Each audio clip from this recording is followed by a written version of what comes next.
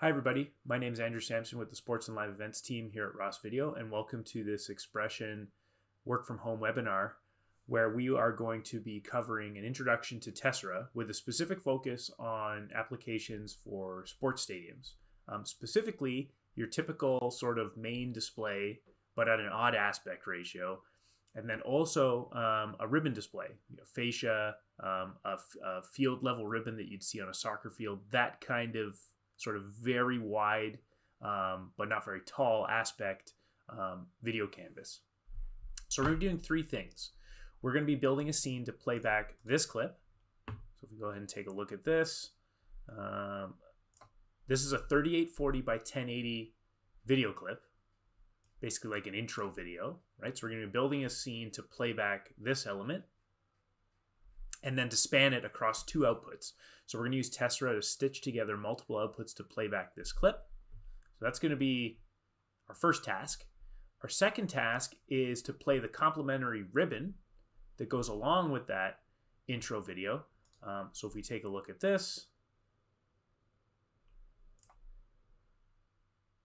same sort of style, but obviously a much wider aspect. Okay. So that clip, if we go ahead and look at the media info for it, that clip is 15,360 pixels wide by 80 pixels tall. Okay, it's 5994. All the clips we're working with today are 5994. So based on a progressive video format.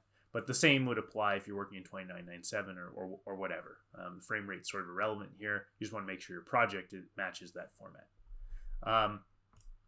So we're going to be playing these two clips first separately. So we're going to build scenes that are separate to play back these two clips. And then I'm going to show you a technique for building a master scene where we basically build one template in Expression where we can apply multiple clips to it and use it as a single take item execution. So if you think of it in terms of like your stadium or your large venue, it would be one element you play from your sequencer that covers up multiple display surfaces in your venue.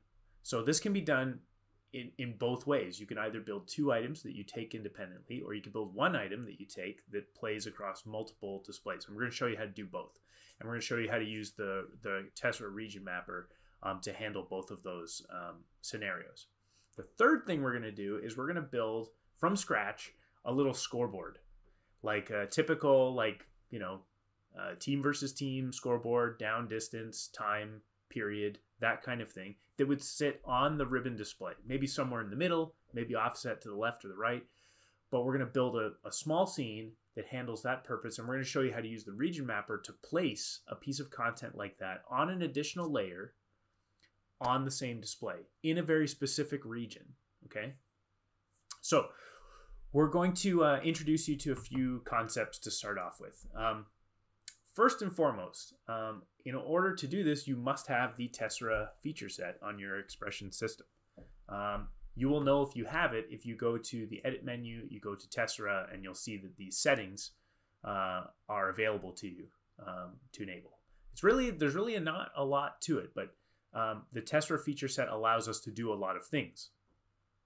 First and foremost, it allows us to take scenes of any size and any aspect ratio and effectively distribute them across multiple outputs. And this workflow can scale to multiple outputs across multiple engines. Okay, but the experience of mapping these scenes is the same regardless of whether you're working on a standalone Expression system, or single engine as we call it, or if you're working on multiple engines and spanning content across multiple outputs on multiple boxes that are all playing in sync with one another. Okay, the region mapping process is very much the same between those two workflows, with a few small differences that are more on the technical side of things. We're going to focus on the single engine workflow. So I'm working in a single instance of Expression Studio. I have three outputs configured. I have three virtual outputs configured. If you are working with an actual output card, right, you would see the actual outputs here. You'd see if it was a Matrox XMIO or a Matrox DSX-LE4 card, you would see the outputs listed here, or any of the other vendors that we support. So for starters, let's enable Tessera. So we're going to go to the edit menu.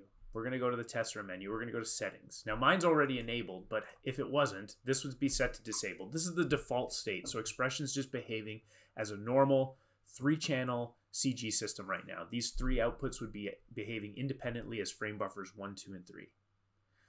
If I want to merge, if I want to be able to start, using the Tessera feature set for region mapping, I just need to switch this from disabled to single engine mode, right? And I'm specifically picking single engine mode because we are using Tessera in a single engine environment with one system. If we were working with multiple engines, that's when we would start, exploring these master and output node modes. We're not going to cover that today. We're just going to focus on the single engine side of things. So I'm going to pick single engine. And then there's a few settings here that we want to take a look at. We're just going to leave our engine ID set to 1. The region map selection. This is important. This is really a preference. So we haven't built our region map yet, but we're going to. And you can choose whether or not you want your region map, or I guess the other way to describe it is the map, the pixel map that you're building for your outputs. Do you want that embedded in your project, or do you want it to be global to this instance of Expression? So there's pros and cons to either one of these selections, right? A global region map means that I can have a region map basically built for this instance of Expression. Any project that I load on this system will adhere to that region map. So if you're working in a workflow where the region mapping is very stringent, we're always going to use the same region mapping. We're not changing the way we're positioning pixels on any of the displays based on the production. All the productions are going to follow the same region mapping design. Then we can use a global region map. Using region map from project allows you to embed the region map in a project, which means every time we load an Expression project, that region map will load with it. Which means you can load different projects for different productions, and there will be a corresponding region map with that. So a perfect example would be of a stadium or a venue that has multiple teams that occupy the same venue, right? And they want to use different mappings on the displays based on the show that they produce for those two teams. Their scoreboards are in different places. Their closed captioning windows are in different locations on different displays, depending on whose production it is. That's a perfect example of where using project-based region mapping can be really advantageous, because I don't need to change the region map as a separate step of changing the project. The downside to using region map from project means that you now have 2 region maps in 2 projects, and they're not mirroring each other. So if I make a change to one region map and I know that exact same region map change needs to be made in the other project, I have to go and make that change manually in that project. So just be aware. It can create a little bit of duplication of effort depending on which method you choose. They're both totally acceptable. You got to pick the one that works best for what you're trying to accomplish. We're going to use region map from project. Okay, so we're going to choose that option. Okay, so Tessera is on. It's happening. All right, not a big difference, right? It still looks like Expression, and for the most part, it is. The big difference, right, is now we're going to be working with scenes that are not your typical 16:9 aspect ratio, right? So in my project, rather than just creating a new scene, all right, which would by default be 1920 by 1080 based on my project mode, I'm not going to use that option. I'm actually going to create a new, so I'm going to right click this time. So instead of hitting the new scene button, I'm going to right click new custom size scene. When we open up this menu for the new custom size scene, it's going to give us options to input a frame size and a height. Okay, so you can put in whatever values you want here. 3840 by 1080, 3840 by 540, whatever. Whatever the specific dimensions of the scene you want to build. Don't think of the size of your outputs necessarily as dictating how you build your scenes.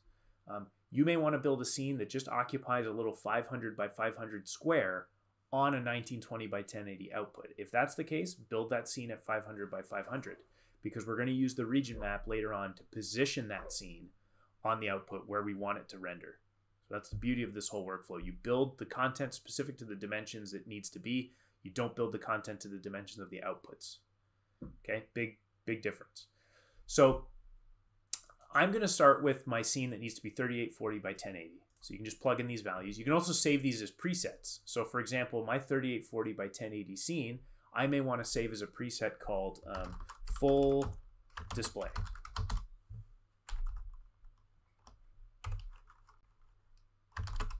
Full display.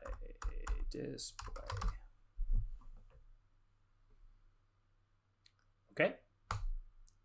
So now I have a list of presets. I can pick my project size, my default project size, which is 1920 by 1080, or I can pick full display that's 3840 by 1080.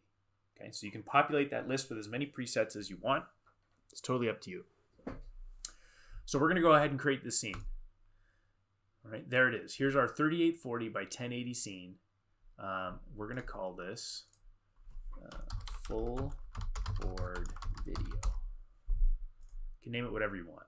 We're going to use this scene to play back full screen video clips on our imaginary 3840 by 1080 scoreboard. The next thing we're going to do is we need to build an object in this scene to contain the video clips that we're going to play from it. Okay, so we're going to build a quad. Here's our quad object. I'm going to give this quad object a name. We're going to call it clip, or whatever works for you, right? So clip, its width is going to be 3840 by 1080. Okay, so it's the full size of the scene. Okay, the next thing we're going to do is build a material to put on this object. We're going to build a new material. So new material. Okay, and on this material we're going to put a texture, and this texture is just going to be an image. Now I have this picture called clip placeholder, and it looks like this. Okay, we're going to set the object in our scene to maintain aspect ratio of texture, so that any asset I apply to that object will just maintain its original aspect ratio. So here it is, clip placeholder, clip drop zone, or clip placeholder. The reason I'm putting this on here is really just as a hint, right? If you're building out your show and you use this template, I'm going to want to know, okay, this hasn't been fulfilled. I haven't put a clip on this yet. This is a blank template awaiting a clip or an asset that I'm actually going to use in my show. So this is really just a hint to the user. You'll call this up in preview. If you see clip drop zone, you know that there's no media applied to this template, right? So it's sort of just a helper. The second thing we're going to do is add a video shader to this material. Okay. Now, what we're going to do here is not apply an actual video file to this video shader. We're going to add a video shader. We're going to leave it blank, no clip. But we're going to use this video shader to apply some default behaviors to this material in how we want any clip that gets applied to this template to behave by default. So I want any clip that gets applied to this scene to play once. I want it to automatically start, right? So as soon as we put the scene online, I want the clip to start. I want to take the scene offline at the end of the clip, and I want to adjust the scene director to match the clip length. And what that's going to do is it's going to change the duration of our scene to match the duration of our clip, always. So anytime we apply a different clip to this, the duration of the scene will adjust to match. So effectively what we've done here is we've made a material that's default behavior is to play a clip from beginning to end, and at the end automatically clear itself off the output. Okay. If we turned take scene offline, it turned off take scene offline at end, right? This scene would then hold on the last frame, right? Which there might be an application for. So what you might find yourself doing is building multiple versions of these templates, right? Like full board video, play once, full board video, loop, full board video, hold last frame. Depending on the needs of your production, you might find yourself building multiple templates to handle different behaviors, depending on what you're trying to achieve. But we're just going to start with those behaviors to begin with. The last thing we need to do in building this scene is publish this object. So we have this object called clip. We're going to go to template links and we're going to publish this object. Now, publishing this object means that it is now replaceable. I can now put different content onto that object. Different images, different video clips, solid colors, any kind of replaceable media can be put onto this object now. Okay, so our scene is done. That's it. That is the end of scene creation for our full board videos. So we're going to go ahead and save this project. Okay. Now we need to build a region map. Okay, so this is 3840 by 1080. I have three 1920 by 1080 outputs. So there's obviously a discrepancy here. I can't put a 3840 by 1080 scene on a single 1920 by 1080 output. I need to effectively chop it down the middle and render one half on one output and another half on another output. And that's exactly what we're going to use the region mapper to do. So I'm going to give you an introduction to the region mapper to start off with. So we're going to go to Edit, Tessera, Region Map, and this will open the Region Map interface, which has nothing configured right now. Blank slate, okay?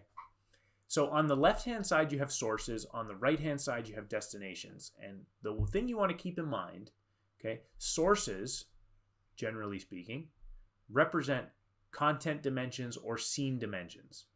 It's probably the best way to describe it. If I have a scene that's 3840 by 1080, I'm going to need a source that is 3840 by 1080. Destinations represent actual outputs. So in our case, we have three virtual outputs that are 1920 by 1080. So the first thing I'm going to do here is just go ahead and build those destinations. Just get that step out of the way. So we're going to go into our region map. We're going to add a destination that's 1920 by 1080. I'm going to call this destination CH1, channel 1. Okay. And we're going to add another destination, and it's going to be CH2, and add another destination, it will be CH3. You can also give these more logical names. Like if I know, for example, channel 3 is where I'm going to play out my ribbon content, like that is going to be the output for the fascias. You could call this ribbon. Whatever works for you. There's no technical reason to use specific names. It's completely an organizational thing, so it's at your discretion. The next thing we're going to do is on each one of these destinations that we've built, we're going to actually assign them. So this is the more technical part. We're going to assign them to an actual output. So we're going to select channel 1, and then in this menu that says output node, I'm going to leave the node selected as local engine. So leave that as local engine. But we're going to change this from channel none to channel 1. Okay, and we're going to repeat this process for all three destinations. So we're going to go to destination 2, and we're going to make it local engine channel 2. And then ribbon will be local engine channel 3. So we have now mapped our destinations to the actual outputs on this system. Okay. And again, this is a global thing. This is not something specific to the scene. I don't have to rebuild this. I don't have to go through this whole process every time I build a scene.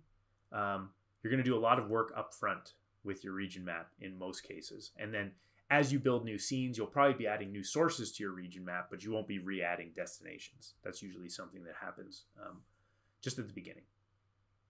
Okay, so those are our destinations. The next step is we're going to build our source. So on the source side, I'm going to add a source. Okay. We're going to call this source, I don't know, full display.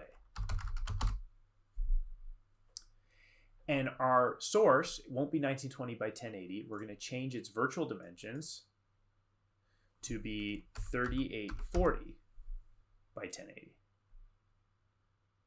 Okay, so those are our dimensions for our source. Now we have to add something called a region. Okay, we need to be able to chop this scene into two pieces, one that'll render on channel 1 and one that'll render on channel 2. So below, at the bottom of this window called the region editor, you're going to see a button that says add. So this add button relates to the region editor, and it means add a region. Okay, so we're going to add a region. That region is going to be 1920 by 1080. So here's region 1. Okay, you can name these regions. I recommend you name these regions because these region maps can get very elaborate depending on what you're trying to do. And if you don't name your regions, you'll be hunting and pecking through all of these regions that are just called region 1, 2, 3, 4, etc. And you won't really know what they are. So I'm going to name this region full display left. Okay, so that's that region. And I'm going to position it using these numeric values. You can also click and drag, and it will snap. There is a snapping function in here, and it will sort of snap to the edges or snap to other regions. But I like to use the numeric values here to reposition things. And the region editor the region editor 0 point is at the upper left-hand corner. Okay, so that's 0, 0, right? So Y 20, for example, would be 20 pixels down from 0. 0 would be aligned directly with the top edge of the canvas. Our X position, again, 0 based on the left edge. So if I position this at 0, it'll be on the left edge, which is where I want this region to be. So full display left. Okay. Now we're going to copy this region and paste it. And this will be full display right. And we're going to position it, again, 0 on the y-axis, but now 1920 on the x-axis, a full HD raster to the right of our left region. Okay, so full display left, full display right. Now the last step to this is in our source to destination mapping interface. Okay, so this is where we actually associate regions to specific destinations. So I'm going to assign full display left to channel 1, and I'm going to assign full display right to channel 2. And notice this drop-down menu populates with the destination names that we had previously created. So this menu is going to auto-populate as we make new destinations. So channel 2. All right, so that's it. We've built the region map now for our 3840 scene, and what we've basically done is say, take this scene, split it into 2 halves, play 1 half on channel 1, 1 half on channel 2. That's it for our 3840 by 1080 scene. So, okay. So we're ready to go, effectively, okay? There's a few other small tips that will make your life a lot easier. If you're familiar with working in Expression, which I hope most of you are to some level, you'll know that you can preset scenes when you build them to specific outputs and specific layers so that when they get added to the sequencer, they default to those settings. You can do the same thing with Tessera, but we're not going to be dealing with frame buffers. We're going to be dealing with our source names instead. So it's a little bit of a different concept, but kind of the same underlying idea. So if I go to my scene object, so full board video, I've selected my scene object here in the object manager. I'm going to go to the take item tab. I'm going to assign this to layer 500. I want, every time I play a full board video, I want it to play on layer 500. Okay. And then I'm going to navigate to a new tab that you will only see when Tessera is enabled. That is the Tessera tab. Okay. We're going to navigate to that tab, and we're going to set a default source template. Okay. So we're going to set this to full display. All right. And it tells you the aspect 32 by 9, 3840 by 1080. And you're going to see the end result. We're going to flip over to our sequencer, and I'm going to take this scene and I'm going to drop it into my sequence. And you're going to notice that it automatically assigns itself to layer 500 and output full display. Okay. So that's the end result of making those changes. So we're ready to go. We're ready to play this. And we're going to show you the outputs here. So we're going to go to our user interface with our outputs, and we're going to go ahead and take this scene online. And we're going to apply this clip, 3840 intro, to the publish field that we've created. Right, so I've navigated away from my materials tab to my video files, and I've just browsed the folder where that file exists. I'm going to double click on it. It's going to apply it to my object, and we're going to go ahead and take it. I've also enabled a column here in my sequencer called the countdown column. All right, if you turn that on or off, you're going to see this countdown appear, and that'll actually give us a duration. Now, because we had used our material and in our material we'd set it to adjust the scene director length to match the clip duration, we're going to see that countdown populate with the time remaining on the clip as it plays. right? So we've created our 3840 by 1080 scene for playing back videos.